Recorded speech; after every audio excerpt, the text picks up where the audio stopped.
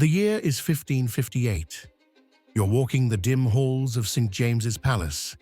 The air is thick, not just with smoke and incense, but with something else. Rot, decay, the smell of a royal body breaking down. Behind a heavy oak door, hidden from the world, lies Queen Mary I, the daughter of Henry VIII, the first crowned Queen of England. But this is not a royal death. This is something else entirely. Her skin has turned a strange color. Yellow, then purple, now black in places. Her belly is grotesquely swollen. Some say she's pregnant again. But the midwives know better. Whatever grows inside her, it's not life. The servants avoid her bed. The whispers have started. She's rotting alive. No one speaks it out loud, but they all wonder, is this God's punishment, or something far worse? And what horror really waits behind that door? But before we continue, if you enjoy true history with a dark edge, this is the place for you. Subscribe and help us reach our first 1,000 subscribers. Every click brings forgotten stories back to life. Before the darkness, there was Mary. Born 18th February 1516 in the Palace of Placentia at Greenwich, the only surviving child of King Henry VIII and his first queen, Catherine of Aragon. From the start, her birth was hailed as a miracle. After many miscarriages, Catherine finally bore a daughter who lived. Mary was raised amid courtly splendor. Her early years, music, languages, Latin and Spanish, the rigors of royal education. By age 9, she read and wrote Latin.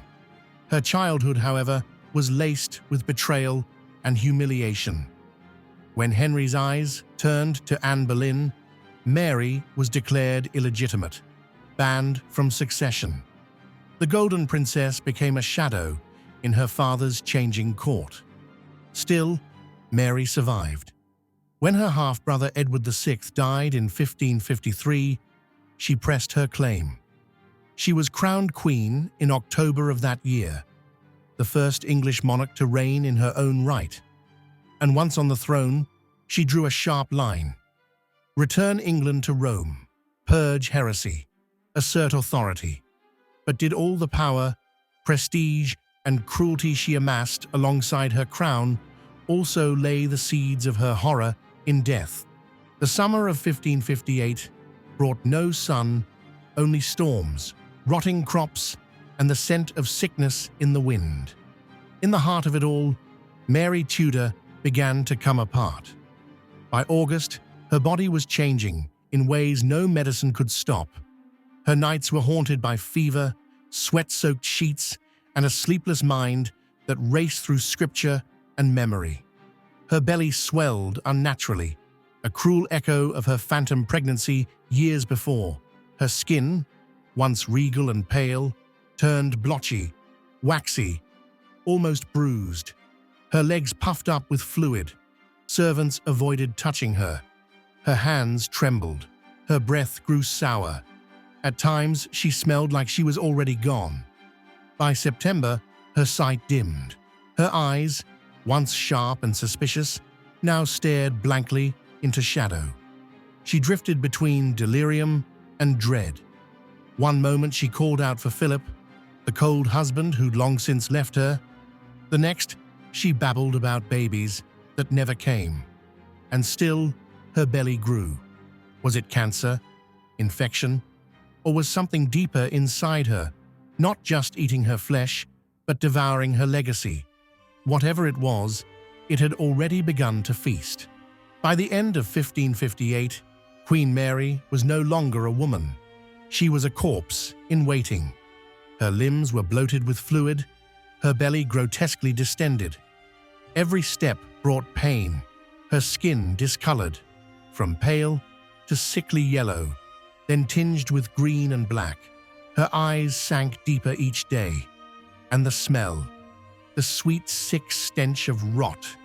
Servants lit incense, not out of reverence, but to mask the reek of death inching outward from their queen. Her mind unraveled next. Some days she was lucid. Other days she mumbled nonsense, staring into corners no one else dared look at. They said she saw things in those final weeks, things that made even her confessors uneasy. By November, the palace had grown quiet, too quiet. The fire burned low as her life flickered out. In the cold dawn of 17 November 1558, Mary whispered through cracked lips, perhaps a prayer, perhaps a curse. She heard Mass, and sometime before the bells tolled 5, she gave up her last breath. No weeping echoed through the halls, only silence and the sound of a kingdom exhaling. But did Mary Tudor truly die of illness, or was she consumed from within by guilt, grief, and the weight of blood? Long after Mary Tudor breathed her final, whispers crawled through the darkness. They say Fox's Book of Martyrs spread tales of charred flesh, of Protestant martyrs screaming in fire, of billows of smoke reflected in Mary's eyes. Historians confirm she ordered around 280 Protestants burned at the stake during her reign. But soon, the story warped. Flames turned into rotting flesh. Smoke became stench. Mary was no longer merely a queen who burned bodies. She was imagined to be rotting inside, her skin blackened, her womb a tomb. Popular voice painted her as a monster in royal flesh, hair matted, lips cracked, agonized breathing, filling her dying hours with fearsome horror. These versions have no proof. They live in prints and pamphlets, exaggeration and fear. Propaganda sharpened by religion, by envy, by people needing an enemy. So how much of the blackened queen is shadow, lie, and rumor? And how much is the brutal truth buried beneath centuries of horror stories? Historians and physicians peer through centuries of whispers and parchment, trying to stitch together what monster obliterated Mary from the inside. Theory 1: ovarian dropsy or cysts, possibly cancer. Her abdomen swelled as though harboring a beast. Dropsy, fluid buildup, or tumors pressing from beneath, stretching skin white as bone, thighs taut, her womb a cage. Ovarian cysts, huge enough to deform, or cancer gnawing at the organs, are among the chief suspects. Theory 2: a pituitary tumor and hormonal chaos. Dr. Milo Keynes in 2000 speculated she suffered from a pituitary tumor, the kind that floods the body with prolactin, twisting her cycles, inspiring phantom pregnancies, clouding her mind. Press on the optic nerves and blindness follows, headaches that scour the skull, delirium. Theory 3: hypothyroidism and endocrine collapse. Some portraits show her brow receding, eyelashes thinning. Truths painted but rooted in disease. A thyroid failing, skin thickening, voice rough, weight shifting. Symptoms right out of a body betraying itself. Theory 4: influenza or infectious disease tipping the scale. England was drowning in rain and sickness. Influenza spread like wildfire in 1558.